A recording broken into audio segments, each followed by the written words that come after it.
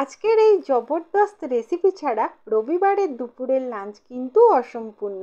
Welcome to my channel dine with Bengali mom. প্রথমেই নিয়েছি 500 গ্রাম mutton. ম্যারিনেশনের জন্য প্রথমেই দিলাম 1 চামচ হলুদ গুঁড়ো, জিরে গুঁড়ো, ধনে গুঁড়ো, কাশ্মীরি লাল লঙ্কার গুঁড়ো আর সামান্য একটুখানি সর্ষের তেল।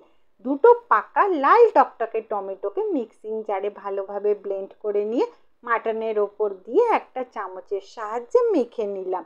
এবার ঈষদ উষ্ণ জলের মধ্যে পাকা লাল শুকনো লঙ্কাকে ভিজিয়ে আধ ঘন্টা মতো আমি রেখে দেব। ডুমো ডুমো করে আলু কেটে নিয়েছি।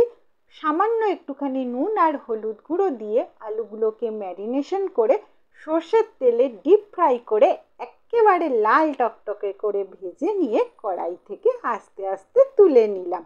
মিক্সিং জারের মধ্যে দিলাম 7-8টা রসুনের দানা।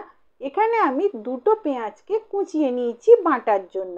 প্রয়োজন মতো আদা কুচি আর যেই লঙ্কাটাকে জলে ভিজিয়ে রেখেছিলাম সেটা দিয়ে একটা ফাইন পেস্ট বানিয়ে মাটনের ওপর দিয়ে দিলাম।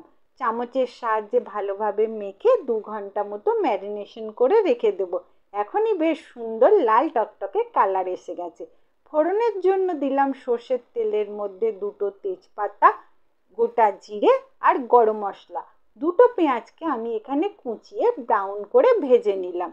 তারপর দিয়ে দিচ্ছি ম্যারিনেশন করে রাখা মাটন আর স্বাদ মতো নুন দিয়ে মিডিয়াম ফ্লেমে কষতে থাকবো যতক্ষণ না মশলার কাঁচা গন্ধ সম্পূর্ণভাবে চলে যায়। এবার প্রেসার কুকারে জল দিয়ে দিলাম। জলটা যেই না ফুটতে শুরু করবে দিয়ে দেবো আগে থেকে ভেজে রাখা আলু আর কষে রাখা মাটন দিয়ে 2টো হুইসেল লাগিয়ে দেব। 2টো হুইসেল লাগানোর পর প্রেসার কুকারের ঢাকনা খুলে এখন আমি তোমাদের দেখাই। দেখো কি সুন্দর লাল টকটকে রং এসেছে না। সামান্য একটুখানি গরম মশলা পাউডার দিয়ে 1-2 মিনিট ফুটিয়ে নিলেই রবিবারের দুপুরের লাঞ্চ টকটকে লাল মাটন রেডি। এবার তোমরা আমাকে বলো তো কে কে তোমরা এটা বাড়িতে বানাও আর কে কে খেতে ভালোবাসো? এটা ছাড়া কি রবিবারের দুপুরের লাঞ্চ কখনো সম্পূর্ণ হয়? ভালো থেকো সকলে, ধন্যবাদ।